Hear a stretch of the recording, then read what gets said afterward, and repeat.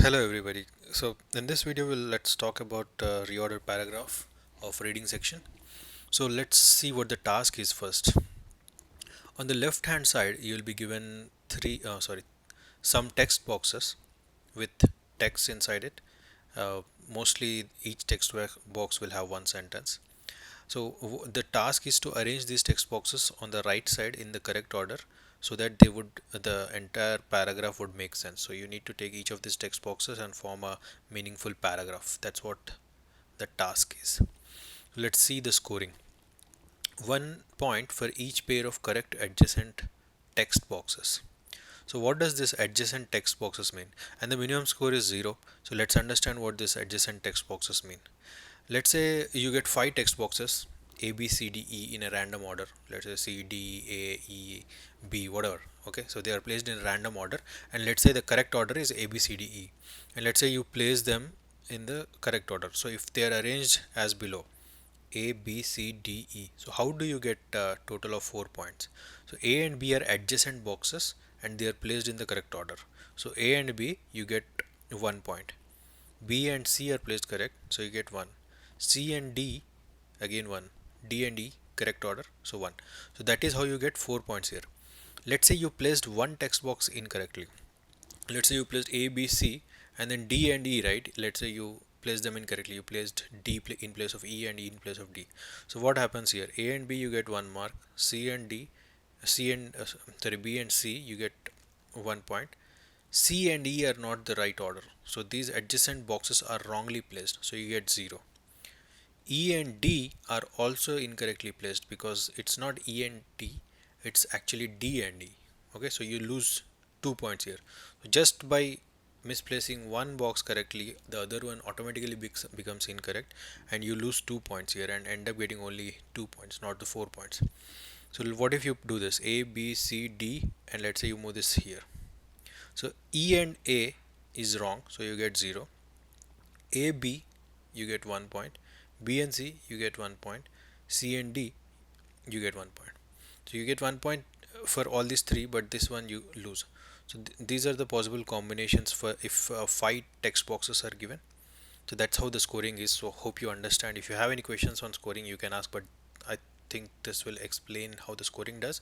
The most important point that you need to understand is in reorder paragraph, if you place one text box incorrectly, the other one will automatically be placed incorrectly, and so you lose 2 points. So it's very easy to lose marks in reorder paragraph.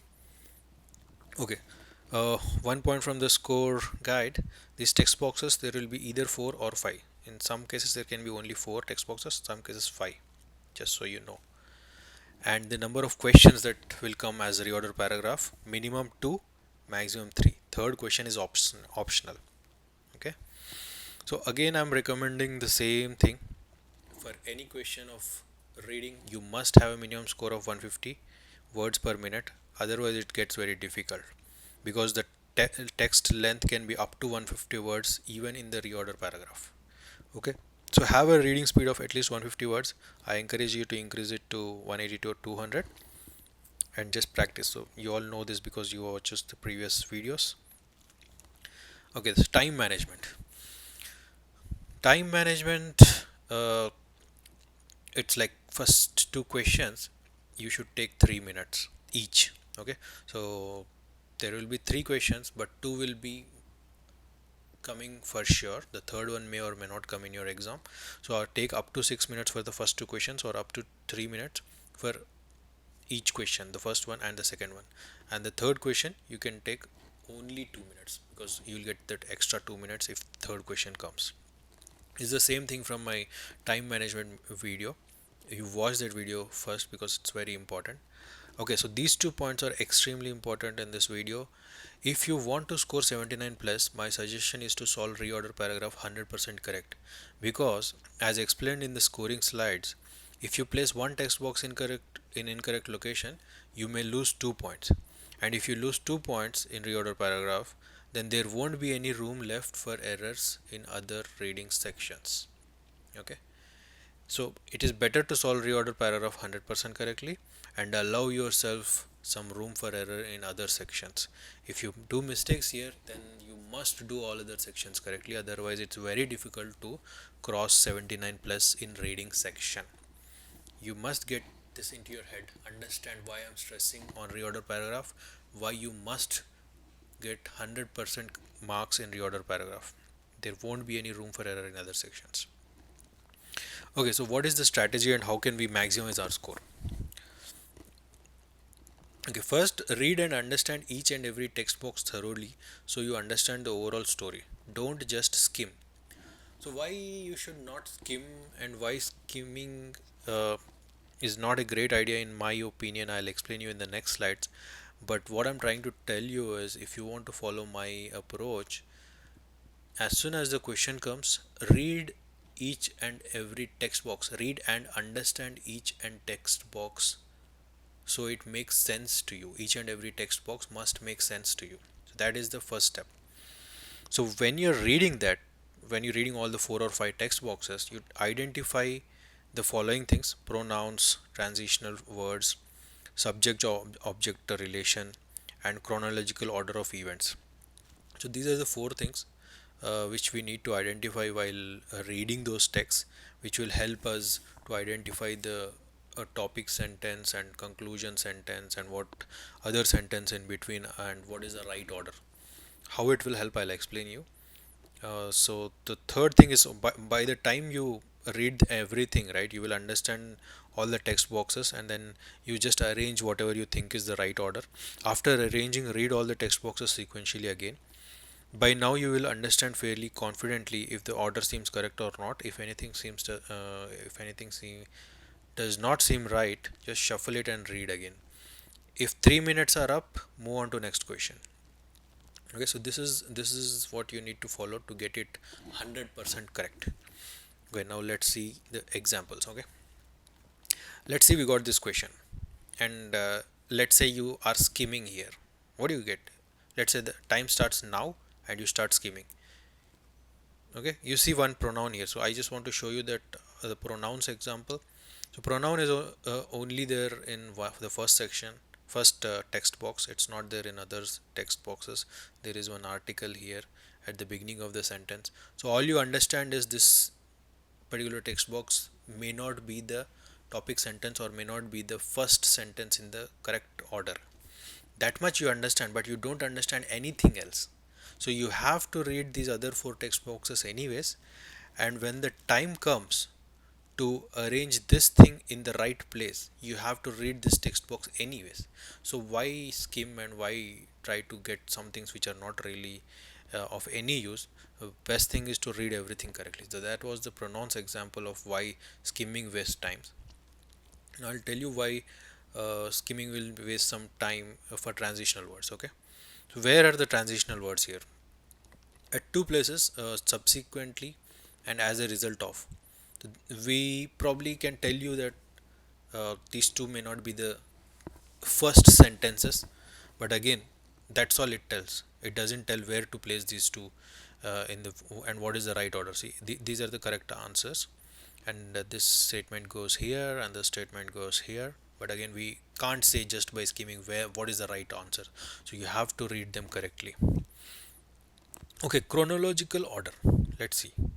We see that in this third text box there is a reference for 1946, 1949 and 1950. So there is a sequential year here: 46, 49, 50, and then you got 53, 63, and then you got 73. So most likely we can say that this will be followed by this and this, but what about these other two?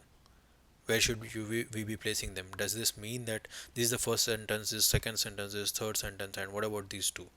If you see the right answer, right, this first sentence is the this sentence is the first sentence in the correct order, but this particular thing goes here and this particular thing goes second. So there is something else that has come in between.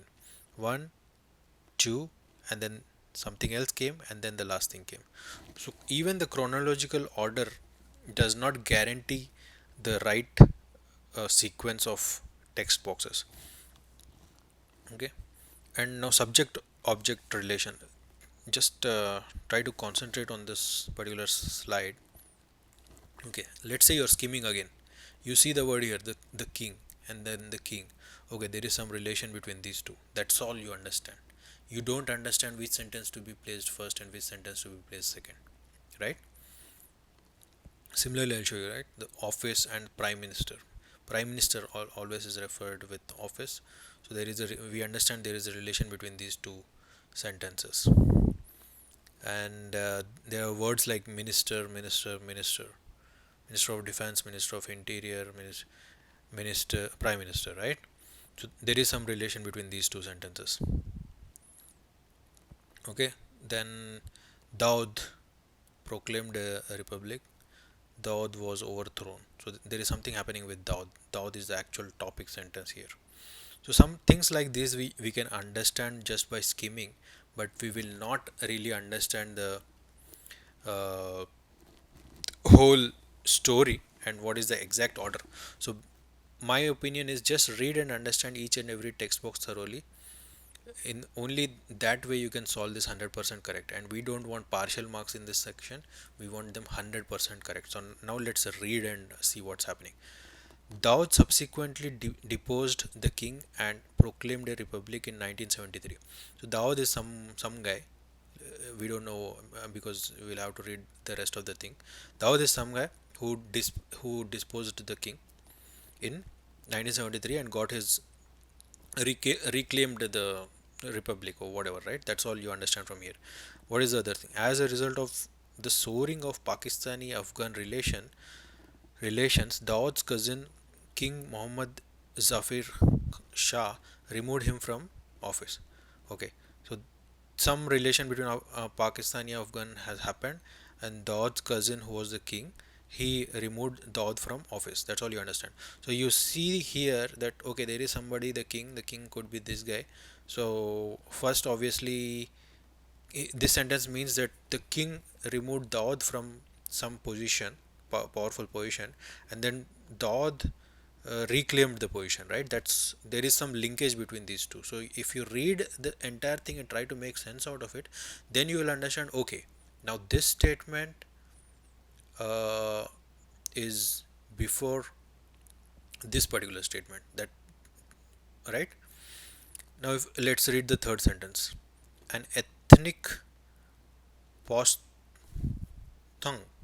posthung of noble birth, Daud held a series of military and government posts before becoming Minister of Defense in 1946 and Minister of Interior from 1949 to 1950.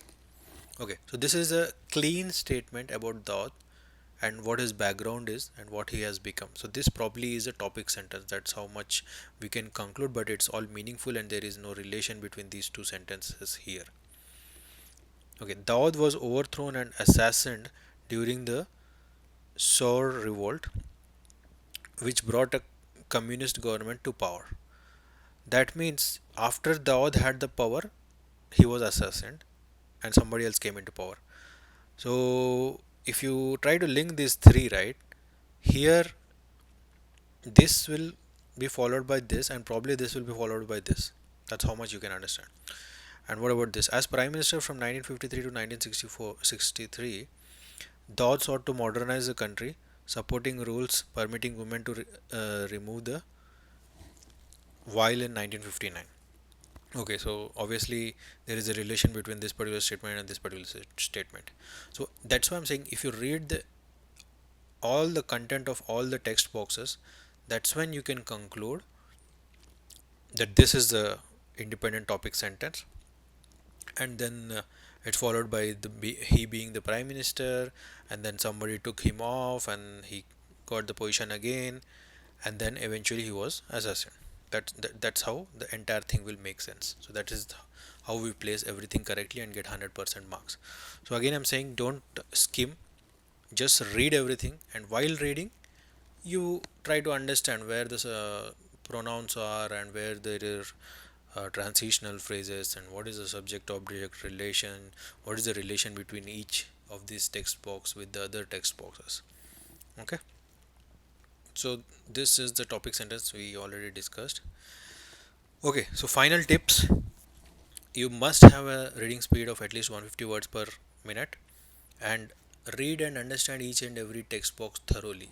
Without that, if you keep guessing around, if you keep skimming around, if you try to make to link two text boxes together, it may not 100% be correct.